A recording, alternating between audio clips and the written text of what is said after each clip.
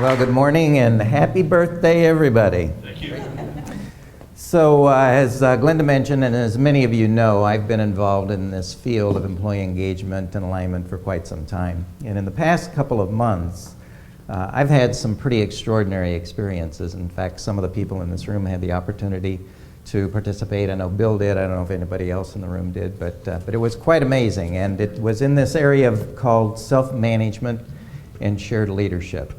It's exciting, it's scary, and I'm going to tell you a little bit about it today. So, kind of going back to the foundation of where my whole employee engagement stuff begins, it's with this definition. And what is employee engagement? I say it's an emotional connection that employees feel for their organization and their work that gets them tuned in, turned on, and committed to go above and beyond. That's really what we're after, is the above and beyond. The only way to do that is to make an emotional connection. Most people are going to show up, do their job, be responsible, but to get that above and beyond, you got to make an emotional connection. Now, there are a lot of things that people do to try and make that emotional connection. Most of it is kind of one-off spiffs activities that really don't get to the heart of employee engagement. And so I decided at some point along the way that I needed to really take a hard look at what are the things that really do matter. And I started by looking at what I called the why of human nature in the workplace. There are lots of whys, but this sort of big why for me kind of came down to a question that I decided to ask, which is, what's different between human beings and all other living creatures on the planet? And we could have a debate and a discussion about what those things are. But what that led to for me was the writing of this book, which you can't see very well, but the title is Getting to the Heart of Employee Engagement, and the subtitle is a little bit of a giveaway. It's the power and purpose of imagination and free will in the workplace. So when I looked at all the things that are different about human beings from all other living creatures, I came down to these two things. And I can kind of illustrate that by asking you to finish this phrase for me. Free as a bird, right? We all know that. Well, the truth is, birds aren't free to do a damn thing. They are programmed to do every single thing that they do. From the minute that they start chirping at your window, till they go get a worm and they build a nest and they lay eggs, they have no choice whatsoever. Now, human beings, we have programs too, and those programs for all animals, including us, is really primarily for survival, predictability, propagation of the species, all of the things that really get to the heart of survival. But we are the only creatures on the planet that can wake up in the morning and say, I know the early bird gets the worm, but damn it, I'm going back to bed. We're the only ones who can do that. Very important to understand that.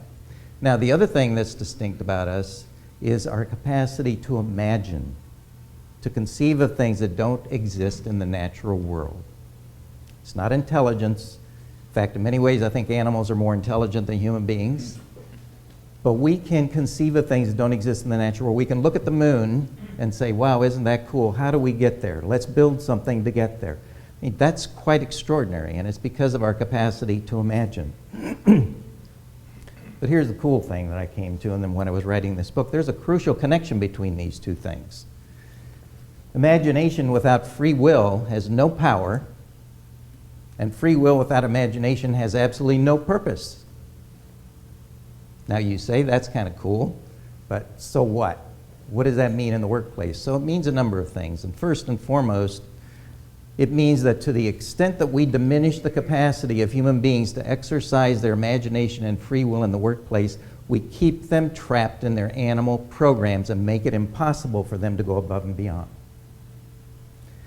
Critically important to understand this. Now, here's the other important thing that leads to the main purpose of our discussion today. Human beings need control over the decisions and actions that affect their lives to perform at their best. Absolutely critical to understand that. Now, we're doing some things in employee engagement to give people more control, but for the most part, we still have that hierarchy, we still have that authority, we still have the chain of command, we still have people giving orders, and all of this kind of stuff. Well, there are some organizations who said to hell with all of that. We're going to do things differently. We really are going to give people complete control over their lives.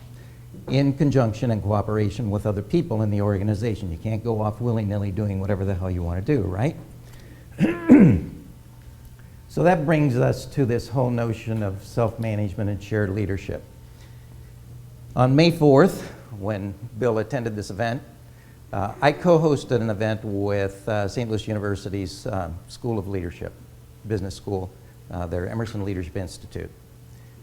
And we brought in this guy by the name of Doug Kirkpatrick, who was one of the founders of this company called the Morningstar Company. It's a tomato processing company, of all things, down and dirty manufacturing operation. And they were founded in the early 1990s, and they decided right at the very beginning that they were going to have no bosses, no hierarchy, nobody giving orders to anybody.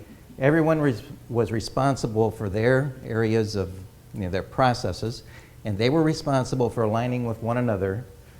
And all of this was built on 2 codes of law. Chris Rufer was the founder of the company.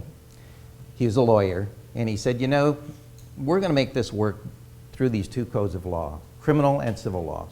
Criminal law says you should never force another human being to do anything they do not want to do, right?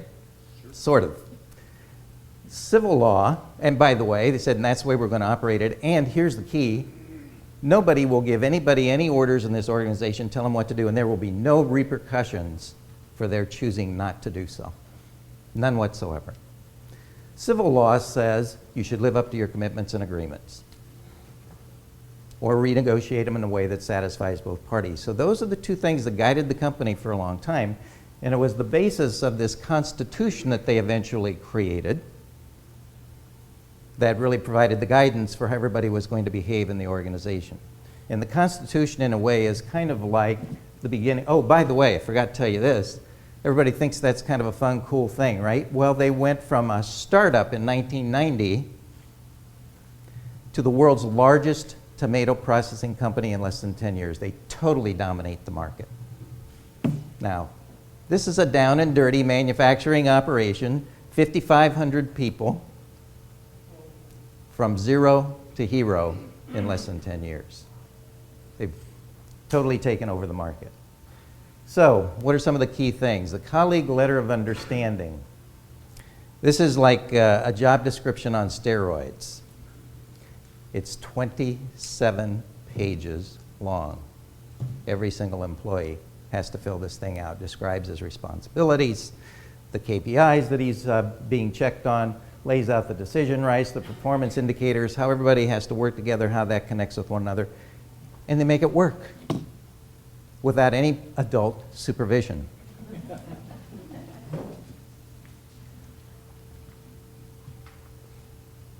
Not everything goes perfectly, even in an organization like that. So when things don't go right, there's disputes. They don't have a conflict resolution process because they don't have conflicts, because nobody's telling anybody what to do. All you can do is make a request. No orders, only requests. Now, I go up to Cynthia and I have a request. Cynthia says, great, let's work it out. Well, maybe Cynthia, and then I talk with Brian. Brian says, well, Les, I don't think I like this idea too much. So, what do? Brian and I then have to find somebody on our team, somebody in the organization who serves as a mediator. Not an order taker, not an order giver, but a mediator. So we have a conversation with that individual. We work it out, great, we move forward. We don't, we select a panel of mediators who make the final decision, not a decision.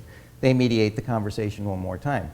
That doesn't get worked out, goes to one guy, Chris Rufer, head of the company. He makes the final decision, or he delegates it to somebody else that he thinks has more information about the process. That's it, done. Again, it all seems a little crazy, but what they've done is become the world's largest tomato processing company in less than 10 years. So here's the second thing. I had an opportunity to speak at a business symposium recently, and there were some folks who showed up, I'm going to tell you about in a minute, who did a presentation that just freaking blew my mind. And it was grounded in this experience right here called the Shackleton Expedition. How many people are familiar with the Shackleton Expedition? Anybody? Okay. Handful. 1914, they headed from England went to the Antarctic to explore the Antarctic, right? Well, 18 months into the whole thing, they got caught between two ice floes that crushed their ship. They were stranded there. And here we are.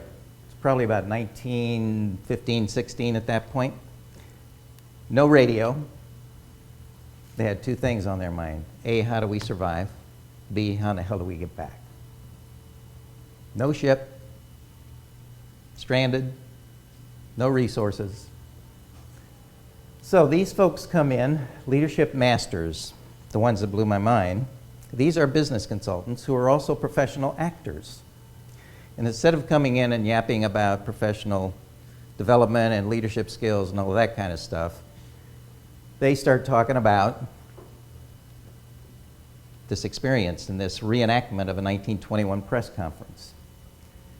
And so there's Shackleton, the guy playing Shackleton there in the middle. There's a facilitator, and then there's a protagonist who's a journalist from the New York Times. All the rest of us are journalists as well. So he's giving all of these leadership lessons. And here's the thing that really astonished me. Lesson number one, when they were facing the jaws of hell, as Shackleton said, he said, I had to get rid of the thing that was most cherished in the Navy, which was chain of command. We got rid of titles, no hierarchy. We assigned responsibilities that we rotated so nobody ever got to believing that their responsibility was more important than somebody else's. But here's the key. I ensured that there was equal high status for every single individual. Nobody had any rank. Nobody had any superiority. We were equal status among men. And all the key decisions were made by the team. Lesson number two, when things didn't go the way they wanted, kind of like the Morningstar Company, he served as a mediator, other people served as a mediator. And whenever he was looking at the situation, he would decide, do I need to mediate toward the task at hand? Is it critical to our survival? Or do I need to mediate toward the integrity and the cohesiveness of the team, which was also critical for survival? So that whole dynamic was incredibly important. So here's the big, all 27 men made it back to England alive. One guy had frostbite, lost some toes, that was it. 2 years stranded, they all made it back. You'll have to go read the story about how they did it. It is fascinating. So here's oh darn it, I hope you can see this, but I love this thing, even though it looks a little unsavory. But what it says is, you know what? Human beings can figure out how to deal with shit without adult supervision, right? So anyway, that's the main thrust of the whole presentation. I'm happy to talk with anybody about more details about this. Both of these stories are just incredibly fascinating. But the key is you can accomplish things like that, extraordinary things, when you really get away from some of the traditional hierarchical approaches to managing business. That does not mean there's a lack of discipline. In fact, in both of these organizations, way more discipline than what you get between the typical manager and supervisor and subordinate kind of relationship. Way more discipline. Holding one another accountable as a team instead of this mommy-daddy dance that we do with our managers and our supervisors. So, that's it. Questions? Bill? So Les,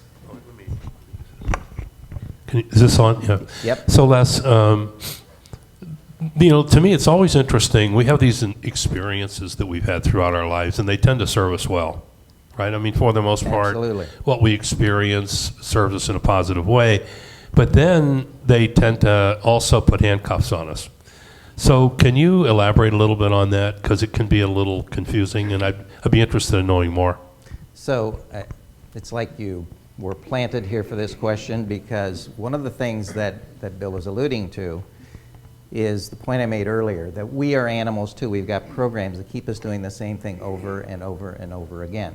One of the key foundations of the work that I do with organizations is how to establish systematic continuous improvement as an embedded process in the organization. So, we got habits like all other living creatures, right? So what you need is a habit of continuous improvement to break the habit of doing things over and over again the same way. So you get the best of both worlds. Does that get it, Bill? Yeah, thank you. Yeah, Steve. Steve, hold on a second. We just found that it works better. It works better if people hear the question. Yeah, so in my experience, I have a hunch that there are people who feel more comfortable in an organization where there is hierarchy. Correct. Rather than the randomness of, what you described. So how do you address that? Does that mean that there are certain people that are well suited to a more ambiguous form of management, or how do you? Yes, so I would say that's true, but here's the thing. We say people hate command and control, right? Well, they don't hate control, they hate command. People hate chaos. They want things to be in control, they just don't want to be controlled. Now, the thing that I mentioned a moment ago is that in this kind of shared self-management and shared leadership culture, it's not random at all. It is incredibly rigorous and disciplined. It's just that everybody is holding one another accountable as adult human beings, as a team, instead of having it done by the hierarchy. Does that get your... Yeah, I guess a specific question would be if you are doing your work, you're creating something, right. Maybe in a creative agency, for example. Yep. Somebody needs to be the final arbiter of what good looks like, or what is approved, what meets the standard. Right. So in the type of management you're talking about, does that person exist, or is the creator left on his right. own? So you try and resolve it as a team first, but you're right. In Morningstar, they have process responsibilities. So you've got responsibility for a particular process. Now, you can make the final decision within your decision rights about what's going to happen with that particular process. And let's take the one you just got done talking about. I'm in charge of the process of making the final decision about the creative stuff on X. If somebody comes and says, I don't like what you're doing, Steve, then they can challenge you. You have to get a mediator, but in the final analysis, your decision rights are going to prevail because the process dictates that in the system. Yeah, Bill.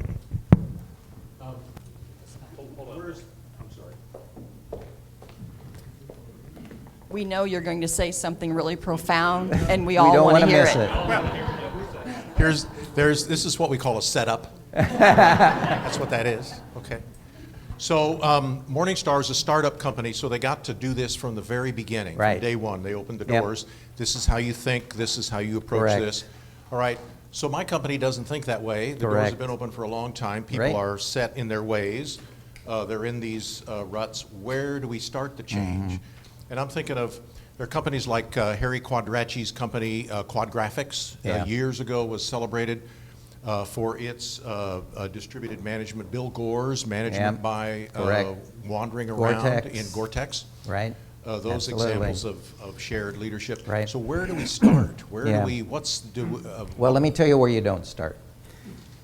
Michael Hammer wrote an article about the Morningstar Company, I think in Harvard Business Review in 2012, and the title of it was First Fire All the Managers. That is not what you want to do. But you think about the role of a manager, and for the most part, they do not add any significant value to the final product that goes out the door, the service that goes out the door. So instead of being managers, these people now become subject matter experts, coaches, mentors, a variety of extremely valuable services that can make a difference in the performance of the organization, but they cannot give orders. Now, even there, that's a tough shift, and so you need to slow walk this stuff. You cannot just do it overnight. You just got to decide that's where we're going to go, and you may set out a 5-year plan for how you're going to get there. But there are things that you can do to inch your way toward that eventual outcome, beginning with the end in mind, as Covey would say. I think in Wainwright it took 10 years or Yeah. something like that. Yeah, probably not quite 10, but yeah, it took them a while, absolutely. Les. Oh, I'm done. No. Les. Can I take one more question? Awesome presentation, Les. Oh, he says no. Oh, okay. I have the mic and everything to ask. Les, I'm a huge believer in what the stuff that you're doing and, Yeah. and implementing the change. I actually try and do it for youth sports. Oh, cool. How do you go about doing it without being stereotyped the socialist? I have no idea. Yeah. Thanks, Les. Great. That's it. All right. Thank you.